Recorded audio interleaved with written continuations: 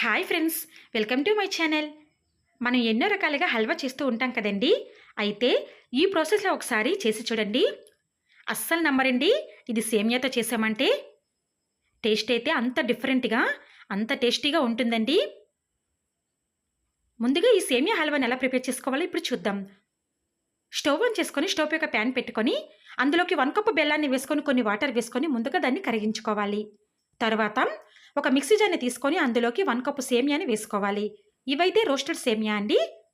మీరు ఒకవేళ మామూలు సేమియాని తీసుకున్నట్లయితే కనుక వాటిని ఒకసారి ఫ్రై చేసి చల్లారబెట్టుకొని తీసుకోండి. ఇలా మనం తీసుకున్న సేమియాని మిక్సీ పట్టుకొని పౌడర్ లాగా తయారు చేసుకొని పక్కన పెట్టుకోవాలి.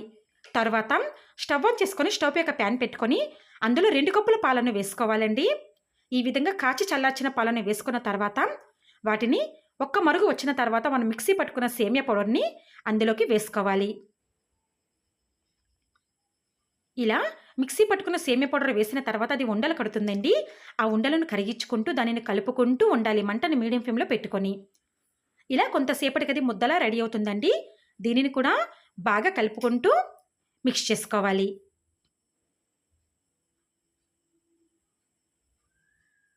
ఈ విధంగా మిక్స్ చేసుకున్న తర్వాత మనం ముందుగా కరిగించుకున్న బెల్లం వాటర్ను అందులోకి ఒక వడజాలిలోకి వడగట్టుకుంటూ వేసుకోవాలి. ఇలా వేసుకున్న తర్వాత మొత్తం బాగా కలిసేలాగా కలుపుకోవాలి.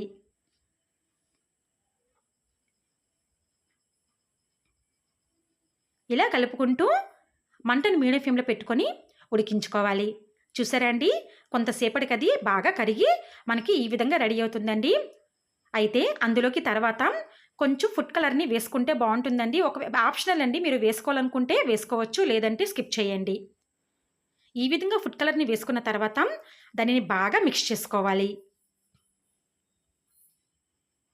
ఇలా కలుపుకున్న తర్వాత అందులోకి 1 స్పూన్ ఇలాచీ పౌడర్ని కూడా వేసుకొని బాగా కలుపుకోవాలి. తర్వాత అందులోకి కొంచెం కొంచెం నేతిని వేసుకుంటూ కలుపుకోవాలి. మొత్తంగా మనకి 1/2 కప్పు నెయ్యి వరకు పడుతుందండి. ఈ విధంగా నేతిని వేసుకుంటూ కలుపుకుంటూ ఉడికించుకోవాలి. ఇలా కొంతసేపటికి మనం కలుపుకుంటూ ఉంటే మనకది థిక్నెస్ వచ్చి ప్యాన్ నుంచి సెపరేట్ అవుతూ ఉంటుందండి. ఈ విధంగా ఇలా ప్యాన్ నుంచి సెపరేట్ అయిన తర్వాత స్టవ్ ఆఫ్ చేసుకొని కిందకి దించుకోవాలి. తర్వాత మనం కావాలనుకుంటే దానిని లడ్డూలాగానే ప్రిపేర్ చేసుకోవచ్చండి. లేదు అనుకుంటే ఈ విధంగా తీసుకొని కూడా టేస్ట్ చేయొచ్చు. అంతేనండి.